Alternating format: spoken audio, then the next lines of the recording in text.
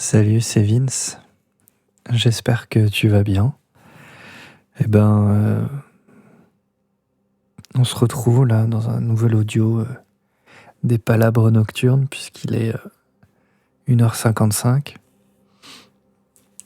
Et c'est un format, moi, qui me fait bien marrer parce que, bah voilà, quoi, les oiseaux de nuit se reconnaissent et j'ai pu constater, suite à la diffusion de la première, entre guillemets, genre c'est un programme et tout, mais voilà, tu sais, qu'il y avait beaucoup d'autres insomniaques slash oiseaux de nuit. Donc je trouve ça assez marrant. Et c'est pour ça, je me suis dit que ça pouvait être peut-être un rendez-vous sinon régulier, quelque chose qui pourrait comme ça continuer un petit peu. Je sais que il y a pas mal de réactions, des gens qui se sont retrouvés dans ce que je dis, d'autres qui me disent de faire attention, de ne pas dire trop de la merde, ou qui pouvaient croire que j'étais un peu déprimé, alors que quand c'est la nuit et que t'as pas envie de réveiller du monde, et puis quand tu parles tout seul face à un écran, là j'ai juste l'aiguille du compresseur qui bouge devant moi, le compresseur de logique, hein, toujours, et rien d'autre sinon à part le petit clip rouge qui se remplit dans la session. T'as pas forcément envie de t'enflammer et d'être dans une méga énergie, puis encore une fois 2h du mat.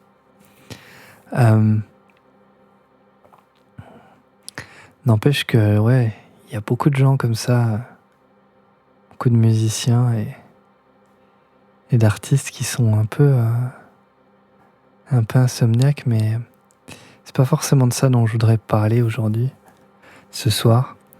C'est ou ce matin, suivant comment et dans quel contexte tu écoutes ça, que ce soit en faisant ton jogging, la vaisselle ou en t'endormant. Auquel cas, il y a peu de chances que tu arrives jusqu'au bout. Ce dont je voulais te parler, comme d'habitude, je pense que ça va partir un peu en sucette, mais en fait, c'est l'espèce de question un peu à 100 000 $, qui, je pense, anime tous les passionnés, quels qu'ils soient, puisque je pense qu'on est tous chacun un peu dans notre petit monde, dans notre petit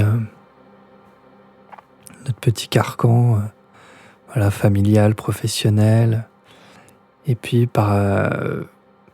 également par ce moule un peu de je suis icos, je suis je sais pas, je suis sportif, je suis pêcheur, je suis, voilà, tu sais, le truc qui t'anime au-delà de ton quotidien.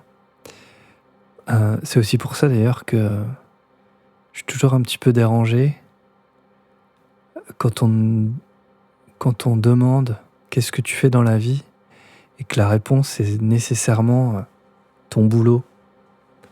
Alors bon, c'est encore plus particulier quand justement, mais c'est là tout le paradoxe, quand justement tu dis que t'es musicien et que voilà, t'es forcément quelque chose auquel on a tous été confrontés.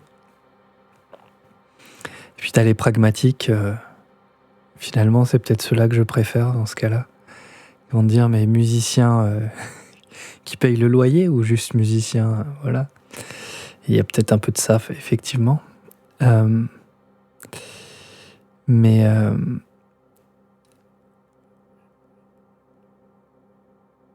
je trouve ça un peu dingue de devoir se considérer juste par rapport à son activité professionnelle. C'est quand même triste. Je vais augmenter un petit peu le gain. Si t'entends que ça souffle, c'est juste le bruit de mon frigo qui est pas loin parce que j'ai oublié de fermer la porte, donc tant pis. C'est un conseil très avisé de prise de son. Si tu fais des prises de son dans ton salon, ferme tes portes. Voilà, c'est tout pour moi. Ciao. Non, ouais, je trouve ça ouf de devoir se définir par son métier, alors que c'est pas du tout notre métier pour la plupart des gens qui nous définit, quoi. Et puis quand bien même ton métier, c'est ta passion, c'est ce qui t'anime et tout, t'es quand même beaucoup plus que ça, quoi.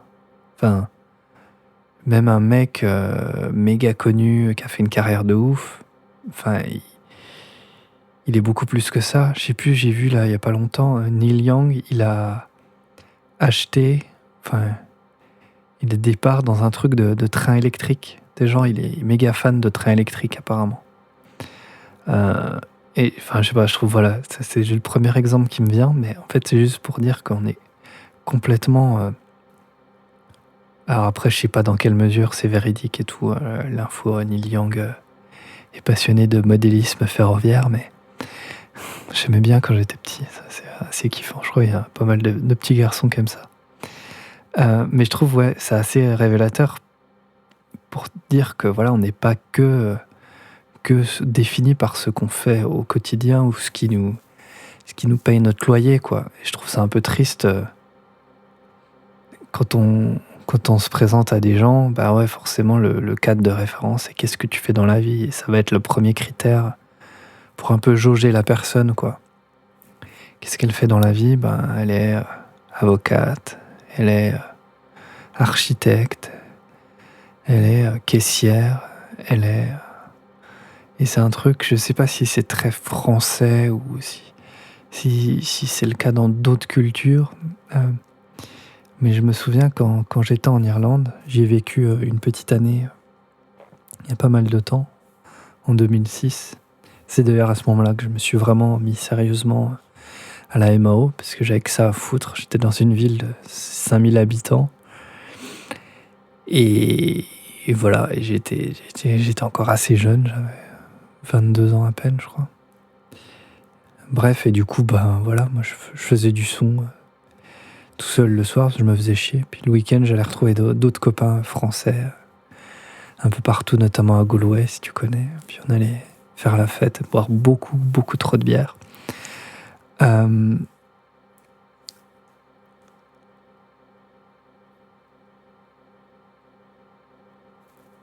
Et j'essaie de retomber sur mes pattes, mais normalement j'y arrive. Et ce que j'ai constaté, c'est qu'on en avait pas mal parlé avec des Irlandais dans des pubs, et même mes collègues de travail. C'est que eux, enfin en tout cas j'ai un truc qui m'a marqué, je sais plus qui m'a dit ça, mais il m'a dit, bah, vous les Français, ou je sais pas s'il a dit vous les, je sais pas quoi, tu vois, les Latins, ou les...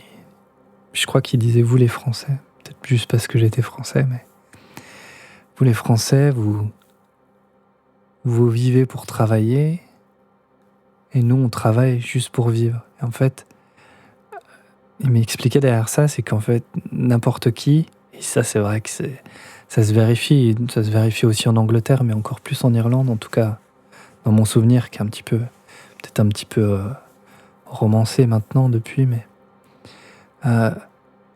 c'est que tout le monde se retrouvait au pub, en fait.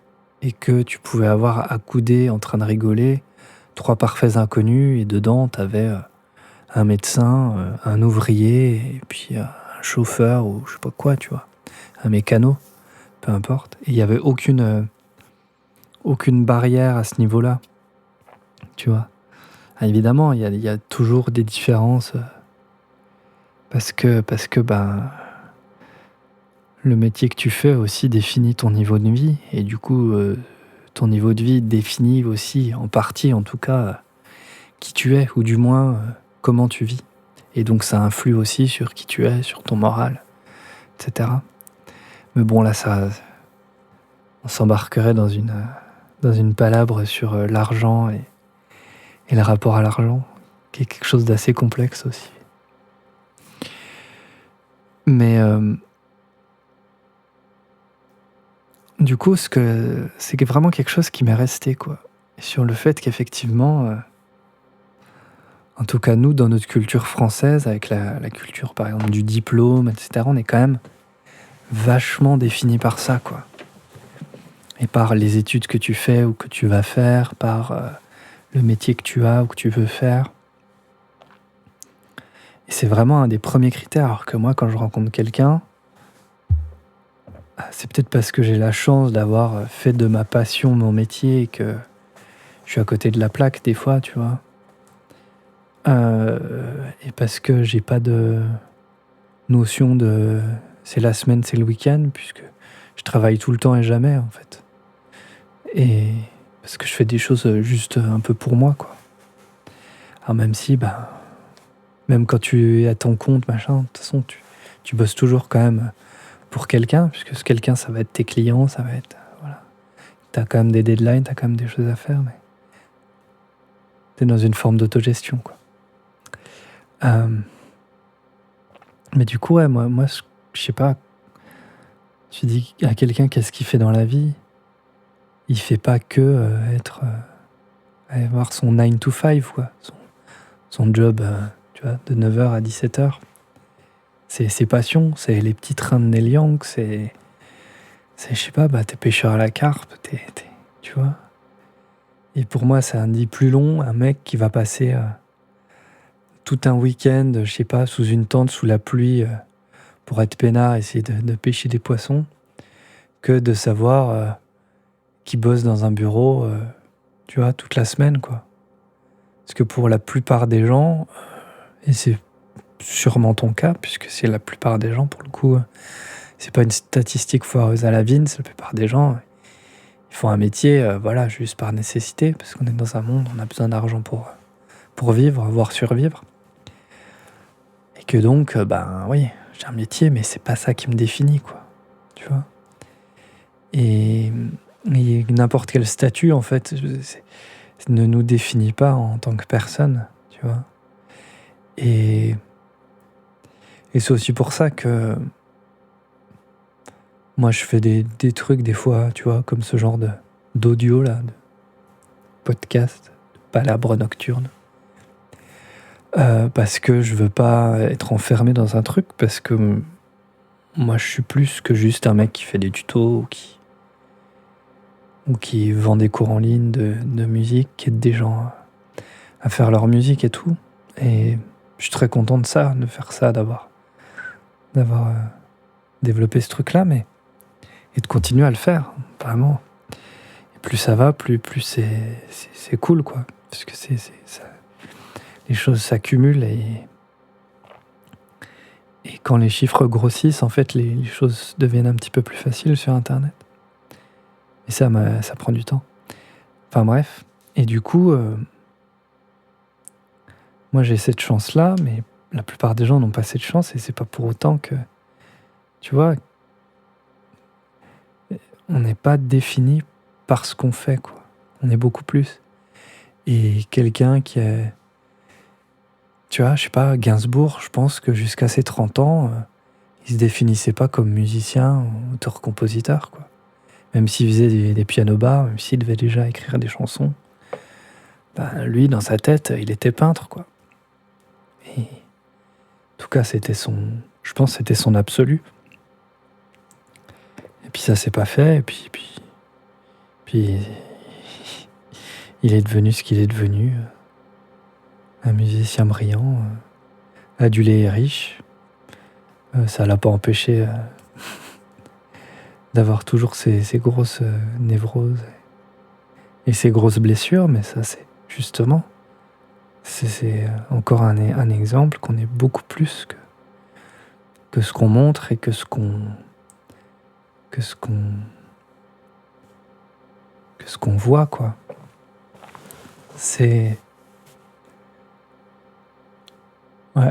un peu la base de la réflexion. Et en fait, cette réflexion-là amène surtout une autre, c'est en fait, qu'est-ce qui nous pousse, nous les passionnés, donc, que ce soit le musicien, le home studiste, le mec qui fait de la peinture, j'ai des amis dans l'Aveyron, des gens qui ont plutôt l'âge de mes parents d'ailleurs, mais avec qui je suis très ami, et des potes à eux, tu sais, des Aveyronnais pur jus qui habitent dans une petite ville d'Aveyron et tout.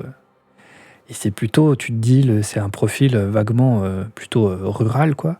Sauf que genre, Lui, il bricole, il fait des trucs de ouf, tout ce que tu veux. Et elle, ses amis d'amis, elle, genre, elle est peintre, quoi. Elle fait des tableaux magnifiques, abstraits, magnifiques, quoi. Alors que tu la rencontres la première fois, avec son gros accent, ses roulés, ses 3 bises, si tu veux, tu te doutes pas, quoi, du tout, pas une seule seconde, qu'elle te fait des trucs trop beaux dans lesquels tu te perds et tout, avec un grand atelier, machin. Donc ouais, faut vraiment... Et tu vois, qu'est-ce qui pousse l'artiste en nous, le passionné en nous, le passionné de modèles réduits, d'airsoft, de pêche à la ligne, de tout ce que tu veux, de jeux vidéo, de code informatique, à justement se consumer en fait pour sa passion. Et c'est ça le thème principal, on va dire. C'est difficile, j'ai pas envie qu'il y ait trop de thèmes, parce que j'ai envie de laisser un peu divaguer comme ça mon cerveau. Je pense que ça lui fait du bien, un peu de vider de temps en temps les réflexions qu'il peut y avoir. Le trop-plein comme ça. Et je pense que ça nous sauve pas mal d'ailleurs, nous les icos, les compositeurs, tout ça, d'avoir ce moyen comme ça, d'expression, cette soupape. Mais qu'est-ce qui pousse comme ça les êtres humains à se consumer, quoi, à se perdre même parfois dans leur passion, dans leur délire d'artiste, on va dire. Et tu vois, presque à y perdre la santé, à y perdre de l'argent, à passer tous les jours, quoi. Et des heures, des mois même, sur des projets que personne n'écoutera ou presque. Donc globalement, tout le monde se fout. Même si, mais je crois que je l'avais déjà évoqué, on peut toujours caresser ou avoir caressé le doux rêve de devenir professionnel, voire même de percer, entre guillemets, tu sais. D'ailleurs, ça veut tout et rien dire, percer, quoi, tu vois. Mais qu'est-ce qui fait que l'humain, comme ça, il a cette espèce de part à la fois de folie, je pense, de folie douce en tout cas, et une espèce de volonté et de quête d'absolu pour aller se perdre comme ça des heures durant devant un écran, des heures durant, le casque sur des enceintes, enfin la tête dans les enceintes, à écouter en boucle les mêmes 30 secondes de zik ou la même mesure pendant 1 heure pour trouver le petit truc, machin. Et parce qu'on se rend quand même un peu malade, quoi, je pense. Enfin, moi, je sens, j'ai 35 ans, je sens que j'ai mal au cervical. J'ai pas une activité physique de ouf, loin de là. Tu vois, je suis très sédentaire, quoi, comme beaucoup de musiciens home studio, de beatmakers et compagnie, quoi. On passe notre vie devant un écran, en fait, un casque sur les oreilles. Et fondamentalement, l'humain, il est pas câblé pour ça, quoi. L'humain, il est câblé pour marcher, pour, tu vois, pour faire des trucs dehors, et vivre avec le soleil, et aller se coucher quand la nuit tombe. Mais qu'est-ce qui, tu vois, qu'est-ce qui, toi, te pousse comme ça à continuer ton truc? Je pense par exemple, je sais pas, à Bruno Bastien, il a son groupe. Alors je me trompe peut-être, mais je crois que ça fait 12 ans, je crois, qu'ils ont leur groupe. Je sais pas. Je suis pas sûr, hein. Bruno Bastien, si tu m'écoutes, je te salue bien bas. Avec son groupe Cash Candy, ça fait longtemps, quoi, qu'ils jouent ensemble et que ça continue et ils continuent à faire leur truc et il va pas m'en vouloir si je dis ça, mais enfin, ils ont pas percé du tout, tu vois. Ils continuent à développer leur truc. Et franchement, c'est pas mal du tout ce qu'ils font. Et ils font ça, ils s'appliquent, quoi, les mecs, tu vois. Ils font ça bien. Et des groupes, t'en as peut-être fait partie ou t'en as vu passer. Des bons groupes, quoi. Des gens passionnés, des gens investis, quand on voit le bousin, qu'on rien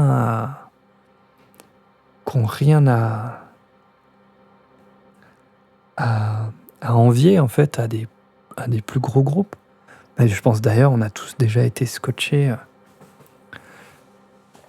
par des plus petits groupes dans des petits cafés-concerts, des machins comme ça. Tu vois, à se prendre une petite fessée où c'était pas prévu, quoi. T'es passé pour aller voir un pote, ce qui t'a dit viens, on sort un coup, on va boire 2 bières. Puis au final, boum, tu t'es pris un groupe inconnu dans la gueule. Putain, waouh.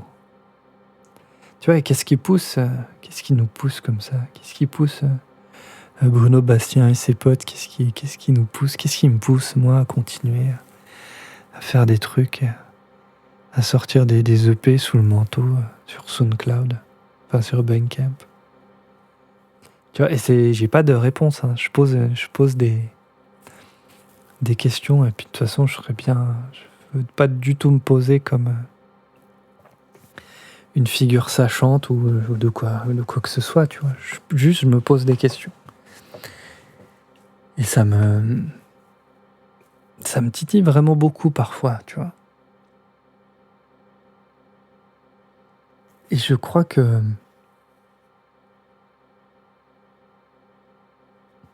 je sais pas si c'est une quête la quête un peu de l'accomplissement personnel. Je sais pas si tu connais la pyramide des besoins de Maslow, mais c'est un truc dont je parle assez souvent, en tout cas. Dont je m'entends en parler souvent.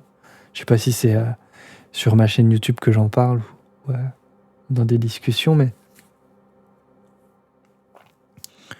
dans la pyramide de Maslow, c'est ce qui définit les besoins, tu vois. Et on a différentes priorités dans notre vie suivant nos besoins.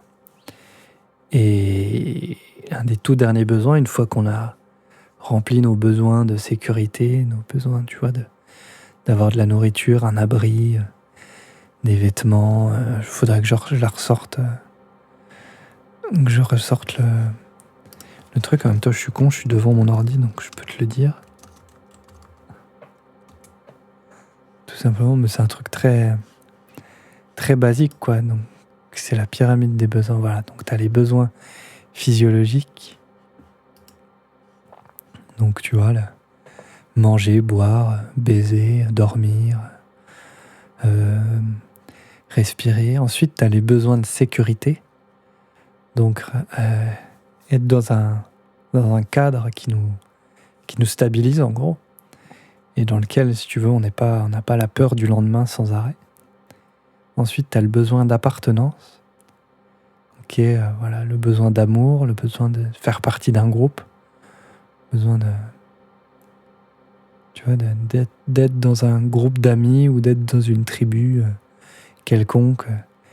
Type, moi, je suis dans un groupe, par exemple, peut-être qu'effectivement, faire partie de la grande famille des musiciens, tu vois, ça fait peut-être appel à ce besoin comme ça d'appartenance. On a besoin de se sentir faire partie d'un groupe, et c'est souvent pour ça, tu es dans des phases un peu compliquées, style l'adolescence ou parfois l'enfance, quand tu es rejeté par les autres. Moi, je nous revois rejeter des potes avec leur recul, putain. Comme on était hardcore, quoi. Oh, j'ai fait du scoutisme et tout, je nous revois vraiment être odieux, quoi, avec des gamins de notre âge, quoi, 12 ans, juste à être dans le rejet parce qu'ils... Je saurais même pas dire pourquoi avec le recul, mais juste parce qu'on est un peu comme ça, quoi. Et je pense que, justement, on a besoin, du coup, de se créer un groupe, mais du coup, on a besoin aussi de se créer des ennemis, entre guillemets, ou des souffre-douleurs, ou justement des gens qui sont dans notre groupe et des gens qui sont à l'extérieur de notre groupe, justement pour bien définir ce qu'est notre groupe, je pense. Bref, du coup, ouais, ce besoin d'appartenance. Ensuite, le besoin d'estime. Donc là, c'est plutôt le besoin, ça rejoint le besoin d'appartenance, mais c'est plutôt comment le groupe auquel on appartient ou les gens qui nous aiment nous montrent qu'ils nous aiment, justement. Tu vois, et comment on peut avoir de la reconnaissance et du,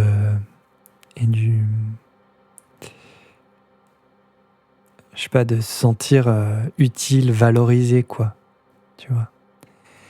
Et d'avoir comme ça une identité un peu aussi au travers des autres. Et puis enfin, le besoin de s'accomplir. C'est tout en haut de la pyramide, justement. Donc le besoin de développer sa valeur propre, de développer, de s'élever, quoi, soi-même, en dehors de tout groupe ou de tout... c'est au-delà du groupe, quoi. C'est au-delà de l'appartenance et de l'estime que peut nous apporter le groupe. Et du coup, ouais, je pense que c'est globalement ça, tu vois. C'est ce besoin d'accomplissement qui fait aussi quelque part qu'on est peut-être humain, en fait. Parce que si tu regardes bien les autres besoins, globalement, tous les animaux, on va dire mammifères, un peu sociaux, ils les ont, quoi. Tu vois, tu prends un groupe de singes ou un groupe je sais pas, de dauphins, un truc comme ça, ils ont plein de comportements sociaux entre eux, où t'as les gens qui font partie du clan, les gens qui sont ennemis du clan, puis du coup, t'as différentes castes dans le clan et tout, et puis ils s'apprécient les uns les autres pour différentes choses. Tu vois, les lionnes qui vont chasser entre elles ou qui s'occupent des enfants, des bébés entre elles, etc. Tu vois. Mais l'accomplissement, parce que le lion, il est lion, quoi. Il n'a pas besoin d'être plus. La poule, elle est poule, elle pond des œufs, elle picore, elle n'a pas besoin d'être plus, quoi. Le chien, il est là, il est proche de l'homme parce qu'il est domestiqué. Et il n'a pas besoin de plus que d'avoir son maître qui est là, et qui prend soin de lui. Tu vois. Et tout le règne animal, en fait, hormis l'homme, alors, je sais pas, je fais de l'anthropo de bas étage, mais j'ai l'impression, en tout cas, que ce dernier étage, il est réservé, c'est le propre de l'homme, quoi.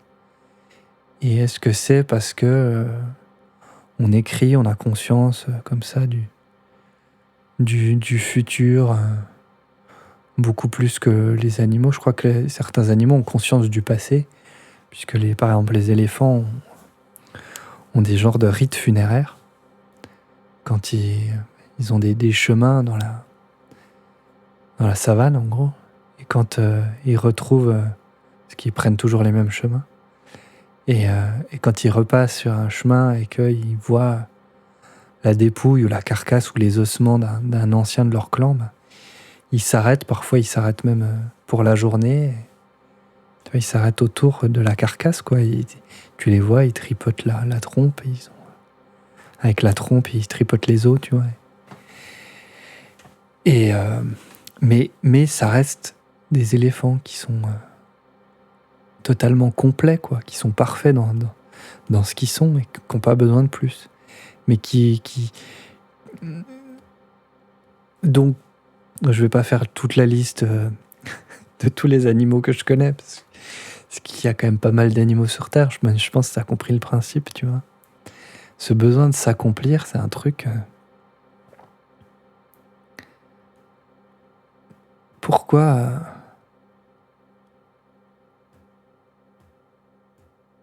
Pourquoi nous, ce besoin de s'accomplir, il se manifeste de cette manière, quoi. Parce qu'il y a des gens, enfin, je sais pas, qui s'accomplissent très facilement. Après, serait certainement un jugement de valeur de ma part, et c'est justement, elle est complètement en contradiction avec ce que je disais au début sur le fait qu'on est beaucoup plus que ce qu'on paraît et tout, mais j'ai l'impression quand même qu'il y a un peu tout le monde se pose des questions, tout le monde, voilà, mais certains s'en posent plus que d'autres déjà, et puis il y a pas mal de gens, enfin il y a deux groupes principaux, des gens qui arrivent à laisser couler, d'autres qui n'arrivent pas forcément à laisser couler, quoi. Et je pense que les musiciens, les créatifs, font partie justement des gens qui n'arrivent pas forcément à laisser couler. Et qui ont besoin justement à travers leur obsession, parce que si c'était pas une forme d'obsession, ça fait belle lurette que je ferais autre chose, que Bruno Bastien et ses potes feraient peut-être plus de la zik ensemble, que voilà.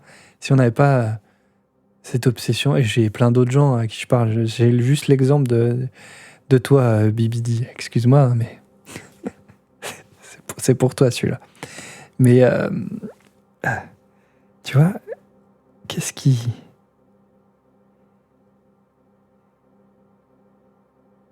Qu'est-ce qui nous appelle comme ça derrière? Parce qu'il y a quand même un truc, je sais pas, ça m'est arrivé une fois ou deux, d'être vraiment... Là on part loin, hein, mais il est tard, hein, les gars, hein, donc 2h30, c'est le moment d'être mystique. Hein. Et moi j'ai vécu comme ça des moments de création qui étaient un peu mystiques, quoi. J'en ai pas eu beaucoup dans ma life, mais j'en ai eu quand même un ou deux. Et des moments où genre j'avais fait une chanson qui s'appelle Lost, que tu peux écouter sur mon Bandcamp, tu peux le trouver, il doit y avoir des liens quelque part. Et cette chanson-là, par exemple, je sais pas pourquoi, hein, mais quand je l'ai fini, machin, comme souvent, c'est des chansons, c'est très très souvent des one-shots. Alors là, c'était peut-être un one-shot en un week-end, mais quand j'ai fini le titre globalement, et en le réécoutant, j'ai une espèce de montée de larmes, et au moment même aussi où j'écrivais machin les paroles avec la mélodie, j'avais un espèce de frisson dans l'échine, quoi, dans la colonne vertébrale, qui était inexplicable, mais surtout en réécoutant le titre fini, on va dire, pour la première fois, je me suis effondré, quoi. Je me suis effondré. Juste tout seul dans mon salon, la rue du Griffon à Lyon. Putain, je sais pas, ouais, ça m'a coupé l'herbe sous le pied, quoi. Vraiment, ça, j'ai eu une espèce de chute, je pense, j'ai dû devenir livide. J'ai pleuré, évidemment. Et ça m'a bouleversé, quoi. Je sais pas pourquoi. Il y a eu un ou deux autres moments comme ça. Il y a une fois sur scène aussi avec mon ancien groupe Worms. J'ai eu une espèce de moment mystique aussi. Je sais pas si c'était en concert ou en filage, ou tu vois. On était sur scène, sur le plateau. Mais je saurais plus dire si c'était avec un public ou juste dans le délire, dans le kiff d'être ensemble avec le groupe et jouer. Putain, j'ai eu un gros moment d'accomplissement, tu sais, je me voyais sortir, j'étais un peu sorti de mon corps, entre guillemets, puis je nous voyais les 5 sur scène en train de nous agiter sur nos guitares et tout ça. Et une espèce de moment comme ça de faire qu'un avec les choses, quoi, avec l'univers. C'était très... c'est à la fois très perché, en même temps j'ai l'impression que c'est très bateau de dire je ne faisais qu'un avec l'univers. Parce que de toute façon, t'es l'univers, quoi. À partir du moment où t'es dedans, tu ne peux pas être autre chose que l'univers, vu que t'es dedans. Tu peux pas, tu vois, c'est comme la planète Terre, quoi. Enfin, on est tous dessus. C'est un peu Jean-Claude Van Dammesque sur les bords, mais on est, enfin, tu es justement, c'est très clair dans ma tête, et je pense que c'est tellement clair que il n'y a pas besoin de l'expliquer, quoi. Mais ce sentiment, ouais, d'être en phase, et je l'ai eu encore une fois cet été aussi, en réécrivant des chansons en français, là, j'ai eu vraiment une épiphanie aussi à ce moment-là, ultra, ultra puissante. Pareil, le frisson dans toute la colonne, machin, et puis aussi un état de flow. Ça aussi, j'en ai déjà parlé une fois ou deux. L'état de flow, c'est quand les planètes sont alignées un peu et que tout ce que tu le fais très vite, très bien, on va dire, selon tes critères. et tout est fluide, tu vois, et plus rien ne compte et ça avance tout seul. C'était toujours un état de grâce, entre guillemets, quoi. Tu vois, il est assez rare, mais quand il est là, en général, tu le sais parce que tu es hyper productif et t'es totalement aligné avec ta vision des choses ou qui tu es à l'intérieur, je trouve. Et juste, tu fais ce que tu as à faire et ça roule, quoi. C'est un état ultra grisant. Et ouais, du coup, cet été encore, j'ai eu une phase comme ça. Putain, c'est des moments tellement forts. Et j'étais tout seul chaque fois, la fois avec mon groupe sur scène, mais c'est un moment que tu vis tout seul, quoi. Mais j'ai souvenir qu'on avait vraiment, vraiment beaucoup kiffé à ce moment-là. Il y avait un truc, une espèce de symbiose très rare d'ailleurs, parce que enfin, la symbiose musicale, elle était quand même souvent là dans ce groupe, mais on avait des gros problèmes structurels d'organisation bref, mais waouh, tu vois, c'est des trucs, c'est pas anodin pour que tu puisses te souvenir encore, tu vois, après X années d'un petit moment très précis de parmi des milliers d'autres similaires, tu vois, de moments où tu fais de la musique. Enfin, ouais. Moi, des moments où je fais de la musique, il y a quand même eu pas mal dans ma life déjà, donc tu sais, il y a vraiment des petits moments comme ça très très précis, putain. Et où justement tu ne fais qu'un, quoi. Je pense avec ce que tu es censé être, et justement où ce besoin d'accomplissement, là, il est totalement, comment dire, euh, il est totalement atteint, quoi. Et même si tu es tout seul, genre, à écouter ce que tu viens de faire, les mains en l'air, et tu as l'impression qu'il y a 20 000 personnes devant toi, en train, pareil, de bouger les mains et de danser sur ton truc, alors que tu es seul tout, à part des cigales dans la nuit derrière, ou je sais pas quoi, tu vois. Mais c'est la même chose, qui est les 20 000 personnes dans un zénith, ou je sais pas quoi, ou juste toi tout seul, c'est la même chose. T'es au même... Ah, je sais pas, j'ai jamais joué sur un zénith, sur la scène d'un zénith, c'est certainement pas concrètement la même chose. Mais en tout cas, dans mon ressenti, c'est de comment j'ai vécu ces moments-là, c'était la même chose. Et peut-être que toi aussi, tu as déjà vécu des moments comme ça, j'espère en tout cas, parce que c'est quand même des beaux moments. Des trucs justement rares et qui nourrissent et qui justement te poussent à continuer, quoi. Et parce qu'au final, la vie n'a aucun sens, tu vois. Si ce n'est de la vivre comme on peut, parce que de toute façon, voilà, il y a qu'une seule issue pour tout le monde, on sait tous comment ça va finir. Et je pense qu'à partir de ce moment-là, on ne devrait pas avoir aucune crainte, en fait. Et donc vivre son truc à fond. Et moi, je suis le premier à être flippé du moindre truc, hein. Et pourtant, j'ai intégré ce truc-là. Comme quoi, hein, c'est jamais facile, hein. Mais et je pense du coup le fait d'être fini par essence, tu vois, l'être humain il est fini, les animaux tout est fini et tout est cyclique. Et du coup, on ne devrait pas avoir aucun questionnement, en fait. Juste faire ce qu'on a à faire. Et sans... à partir du moment, je pense, où tu es né, tu as déjà fait ce que tu avais à faire, entre guillemets. Enfin, tu fais ce que tu as à faire. Je sais pas, c'est pareil, c'est tellement clair dans ma tête, mais c'est tellement délicat de le dire avec les bons mots. Mais de toute façon, je sais pas, je pense que tu dois voir là, ce que je veux dire. C'est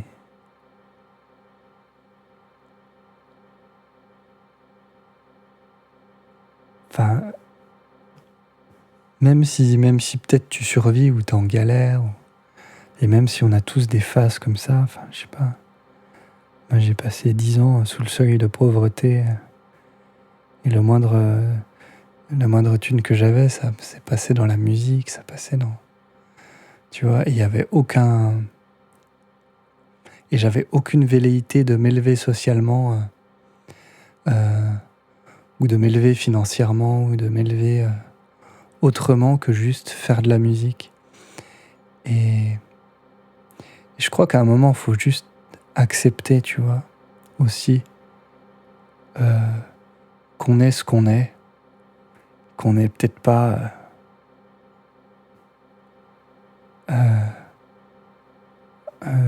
qu'on n'est peut-être pas plus que ce qu'on est, et qu'on peut-être on ne sera jamais plus que ce qu'on est. Déjà, tu vois. Et c'est peut-être une des clés pour, je sais pas, je dirais peut-être pas être heureux, parce que c'est quand même compliqué d'être heureux, mais être fondamentalement heureux. Mais en tout cas d'être en paix, d'être zen avec soi. Je pense que c'est quand même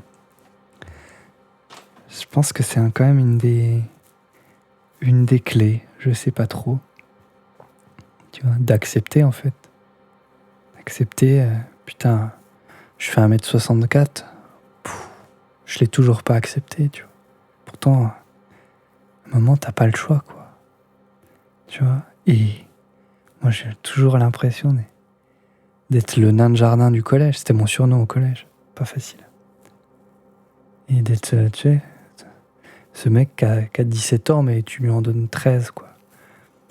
Je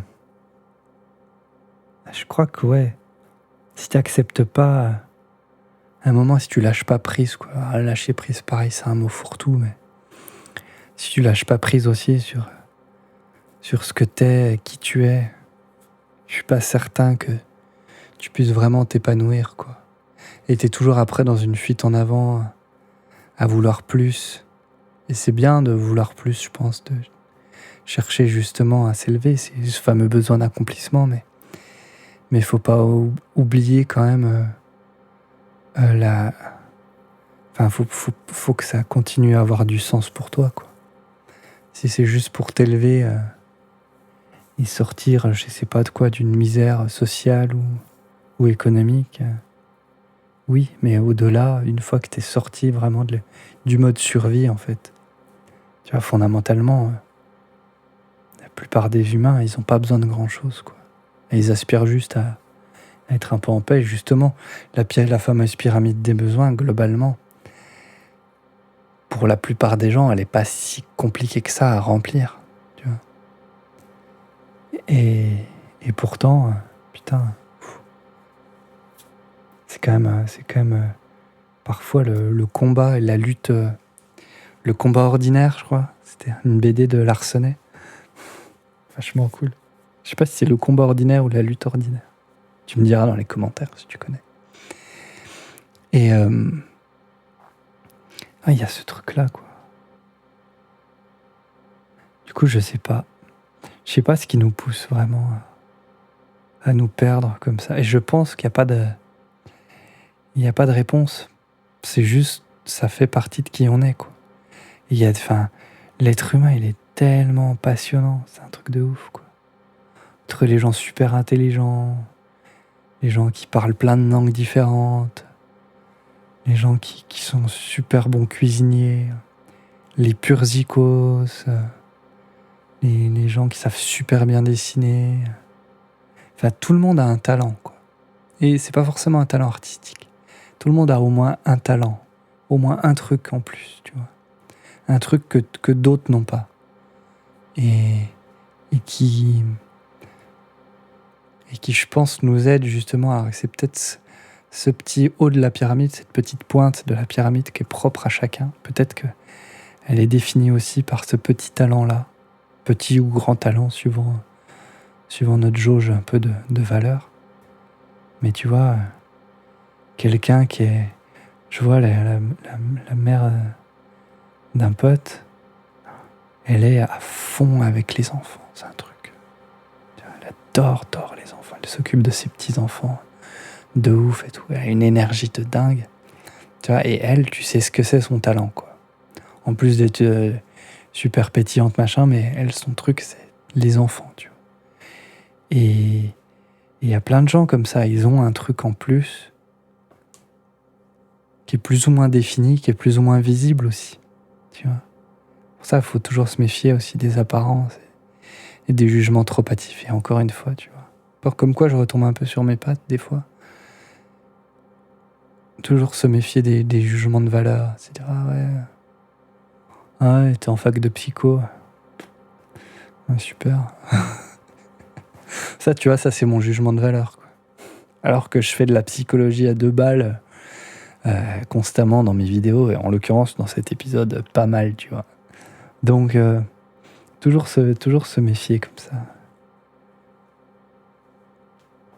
Et je pense que, ouais, il y a un truc d'accepter comme ça que c'est pas parfait, qu'on n'est pas parfait, et que du coup, en fait, notre imperfection est notre perfection. Puisque voilà, tout est à sa place, en fait. L'univers est chaotique. Je dis pas Dieu a créé la Terre en 7 jours. Hein. Je suis pas créationniste du tout. Mais force est de constater, justement, c'est pas. Si t'écoutes un peu des gens qui connaissent bien les mécanismes de l'univers ou du vivant, force est de constater qu'il y a une forme de perfection, tu vois, dans tout ça. Et du coup, si t'es dedans, forcément, tu as une part de cette perfection-là. Donc je pense que c'est important de garder le moral à partir de là, quoi. Parce que, voilà, t'es une crotte de supernova d'il y a 2 milliards d'années, quelque part, je ne sais où, tu vois. Donc, j'espère que c'est clair, ça. C'est important, je pense, comme message, mine de rien. C'est à partir du moment où t'es là, t'as une place, quoi. Du coup, t'as le droit d'exister, t'as le droit de chercher à t'épanouir et de t'exprimer, quoi. Et même si tu t'exprimes juste pour toi, ou même si... c'est important de le faire, quoi. Et même, je pense, les gens les plus odieux, ou les gens... Les bons connards de base, les cons qui osent tout, c'est même à ça qu'on les reconnaît, même ces gens-là, ils ont leur place. Et ils sont parfaits dans leur rôle aussi, quoi. Et même si parfois les choses nous paraissent injustes, même si c'est pas toujours les méchants qui morflent le plus, je pense qu'il faut accepter, quoi, que de toute façon on est aux commandes de très très peu de choses. Et la situation actuelle nous le rappelle une fois de plus. Mais de base, en fait, on a l'impression qu'on est le moteur de notre vie, et puis le côté un peu individualiste de la société nous pousse comme ça à être à fond aux commandes et tout. Mais au final, on est aux commandes de rien, quoi. Tu vois, les institutions, elles gèrent rien du tout. Et je pense que tu coupes l'électricité pendant 1 semaine dans n'importe quelle grande ville, c'est le chaos au bout de 3 jours, quoi. Tu vois ? Et il y a plein de trucs comme ça. Les systèmes sont très fragiles. Et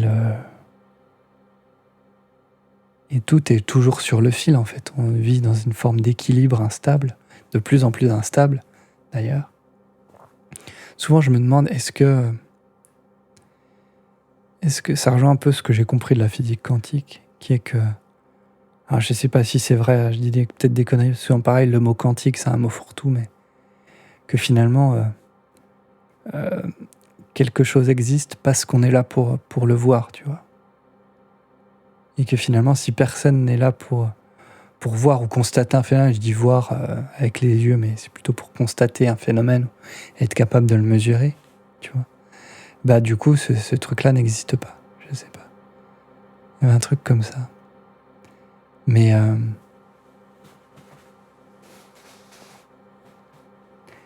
ouais, on est...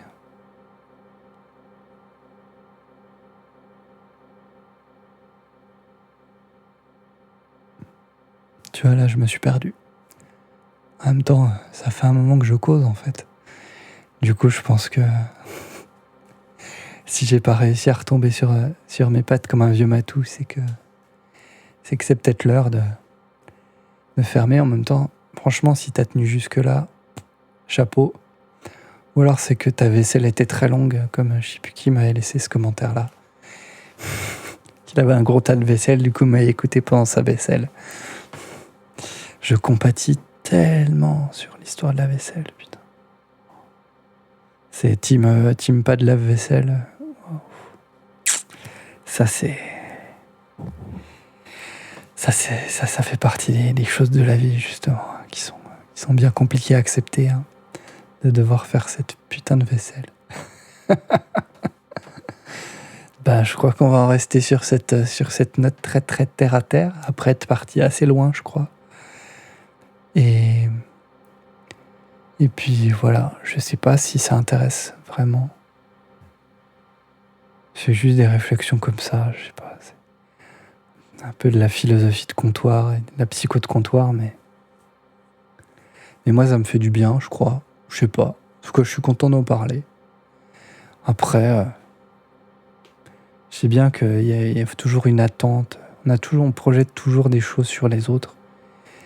Et tu vois, il y a des gens qui voudraient que je fasse ceci ou cela. Et qui aiment pas forcément ça parce que c'est juste de l'audio et les gens ils veulent pas écouter quelque chose. Ils veulent des astuces pour faire de la musique de ouf, pour percer, pour passer sur RTL. Tu crois que moi je passe sur RTL? Je fais des jingles, c'est pas... Tu vois, et j'ai eu plein de gens qui m'ont posé des questions et tout. Machin, c'est quoi l'enfil pour passer à la radio et tout. Putain, si je le savais, mec. Il y a belle lurette que t'entendrais mes chansons sur les ondes. Et même des gens... ça, c'est toujours le truc... alors, je dis pas, hein, c'est bien d'y aller au culot aussi, mais la plupart des gens, ils ont aucun pouvoir là-dessus, quoi. Mais bon, bref, je me suis encore perdu là, tu vois. Mais ouais, sur... je crois que c'est juste... cette idée qu'on projette beaucoup de choses sur les autres, qu'on oublie un peu de regarder où on est nous, et vers où pointe finalement notre propre pyramide, tu vois. Et du coup, ben voilà, si ça te plaît pas d'écouter ça, n'écoute pas, de toute façon, t'as pas tenu 52 minutes, tu vois, sinon c'est que t'as vraiment un problème. Ou alors, finalement, c'est que t'aimes bien, mais... Et ça, c'est très particulier, quoi, comme comportement. Mais je pense que ça, c'est le comportement sur Internet. On fonctionne pas de la même façon dans la vraie vie. C'est d'ailleurs les limites du virtuel, quoi. Ça nous rend zinzin aussi parce qu'on n'a pas les filtres habituels. Et même si on s'y habituait depuis que Internet est dans nos vies et tout, les interactions, tout ça...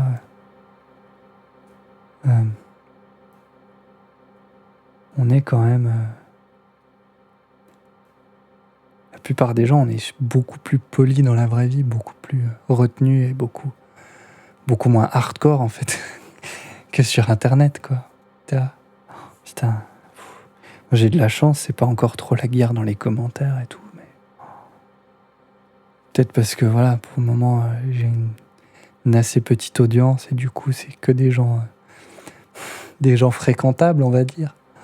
Et putain, des fois, tu vas sur certains trucs où c'est la déprime assurée, quoi. Les réseaux sociaux, les commentaires, les joutes verbales de gens qui cherchent à se convaincre. C'est très important de débattre, mais il faut toujours partir du principe que de toute façon, tu n'arriveras pas à convaincre l'autre. Et quand bien même tu fais preuve de grande ouverture d'esprit et tout, enfin, c'est très rare, quoi, de se faire convaincre par un débat. D'autant plus par un débat, par commentaire interposé, par des mecs qui se posent un peu de façon arrogante, quoi. C'est quand même... ah ouais, non. Faut raison garder, quoi. Gens qui insultent et tout, direct. Oh, putain, c'est chaud, quoi.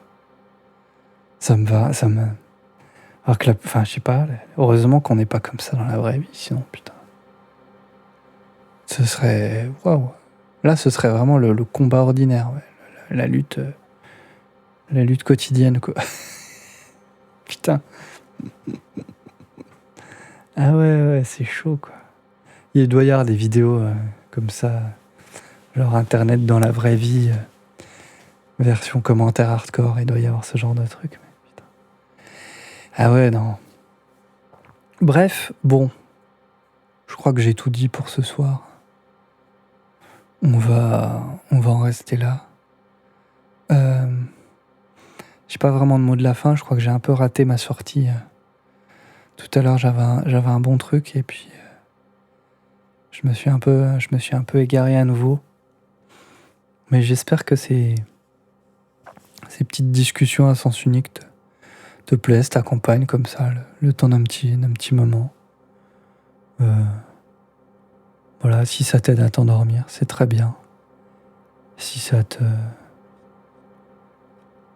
fait te poser des questions ou en tout cas si ça te rappelle des choses, tant mieux aussi. Et puis si ça t'agace, tant mieux aussi, ça veut peut-être dire aussi quelque chose sur toi, sur ton rapport à ce que je fais. Puis il faut pas oublier que rien n'est vraiment très important au final.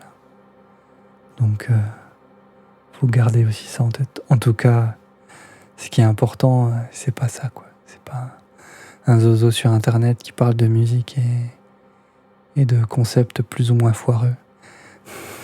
Ce qui est important, c'est toi d'être bien dans tes pompes et puis les gens autour de toi. Le reste, c'est accessoire. Hein. Donc prends soin de toi. Fais de la musique si c'est ce qui te chante. Fais-en plein alors. Parce que c'est comme ça que aussi on trouve sa voix, je pense. Sa voix OIE et VOIX. Surtout que la voix, elle change, elle bifurque. Comme les petits trains de Neil Young. Salut.